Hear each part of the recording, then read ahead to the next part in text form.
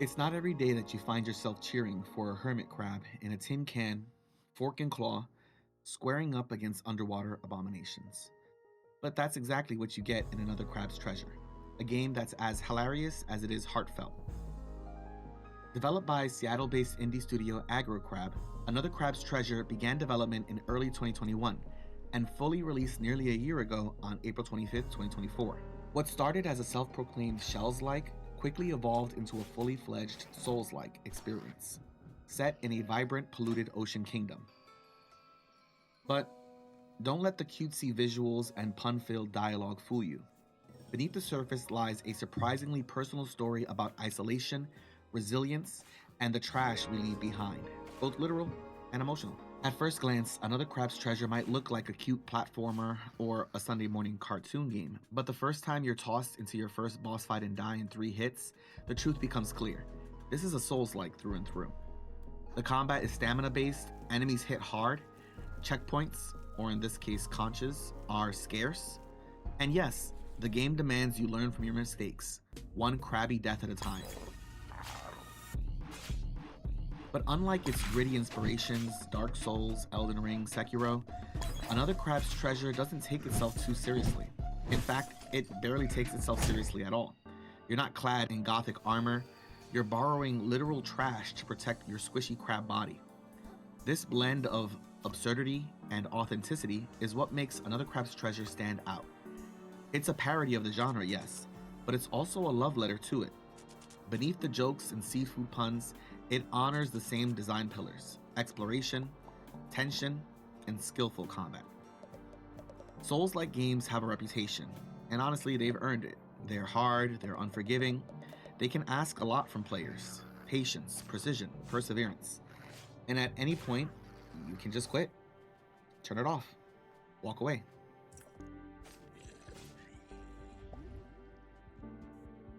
But here's the thing. If you stick with it, if you push through the frustration, you start to learn. You study patterns. You feel the rhythm of a game like you're syncing up with a strange, hostile world, and eventually it clicks. Suddenly that boss that seems impossible just becomes another step in a deadly, elegant dance. That's the quiet magic of Souls-likes. They don't just test your skill, they teach you. They teach you about resistance, about resilience, and confronting overwhelming odds, not just because you have to, but because you chose to. You chose to pick up the controller and face these enemies. Another Crab's Treasure takes that lesson and reframes it. It says, what if the thing you're fighting isn't just a monster, but the feeling that you don't belong? The sense that you're too small, too fragile, too broken to make a difference in this massive world. At its core, Another Crab's Treasure is about a hermit crab named Krill.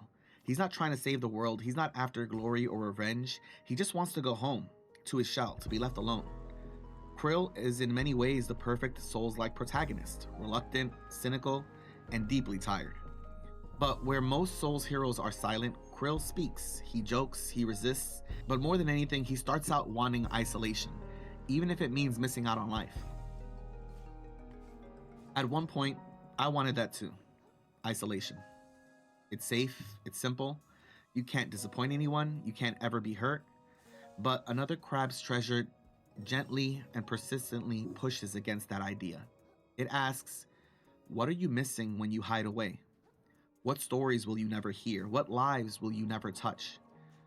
Throughout Krill's journey, he's asked again and again, what will you do once you get your shell back? Will you really go home knowing what you've seen?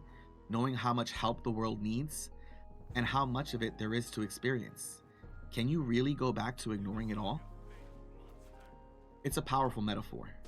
Krill starts out wanting to hide from the world, but the more he explores it, the more people he meets, the harder it becomes to ignore the truth. We're not meant to go it alone. Another Crab's Treasure invites us to ask the same question it asked Krill. What is our responsibility to each other? What do we owe the world around us? Especially when it's broken and hurting and full of people who need us. As you dive deeper into the world of Another Crab's Treasure, it becomes clear. This isn't just a quirky underwater Souls-like. It's a story about pollution, about what happens when greed, neglect, and carelessness poison something beautiful. The ocean is drowning. not just in plastic, but in decay. And underneath it all is a quiet, growing anger, not just from Krill, but from the ocean itself. And by the end of the game, Krill, who at one point just wanted to be left alone, finally gets angry himself. You are not Titan. How can you stand it? How can you sleep? How you even breathe? Stolen from us! You've seen everything we wanted you to see! So where's your anger? Where is your rage? I need that shell. I'll fight you for it. Huh, that's a bummer. I thought you had a good head on your shoulders, pal. I was really starting to respect you. But here you are, resorting to physical violence to take down an honest business crab. No need to get angered, pal. You're only gonna get... Not annoyed, not inconvenienced, angry. It's the moment he stops running and decides he needs to do something. Anger often gets painted as a negative emotion. And sure, it can burn out of control. The game shows us how overwhelming anger can be. But anger comes from a part of us that recognizes injustice. A part of us that says, this isn't fair. Can't help it. Not when people like you always get everything you want, and other people get hurt for it. It's not fair! As the ocean itself isn't just polluted, it's furious. Furious at being forgotten, at being treated like a dumping ground. Furious that no one seems to care, and in that fury it finds its voice, its fight. Another Crab's Treasure is a game about a crab looking for a shell. But what it's really about is isolation. Krill starts out his journey with one goal: to go home, to be left alone. He doesn't want to save the world. He doesn't want to get involved. He just wants a safe place to hide. He's a hermit crab after all. But life, real life, is about so much more than safety. It's about community, the people we meet, the ways we shape each other's lives, the joys and pain of connection, the messiness of caring. In the end, Another Crab's Treasure is about choosing to show up, about feeling the weight of a broken world and deciding to carry a piece of it anyways. It's about realizing that the things that scare us, that hurt us, they're also the things that connect us. The real treasure of Another Crab's Treasure isn't just a fun game. It's the journey it takes you on, to teach you that when you get knocked down, you need to get back up again. Not just for yourself, but for others.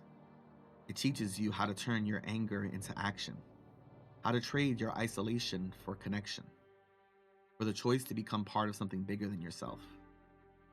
I know it can be scary, but if you have the choice, don't go back into your shell.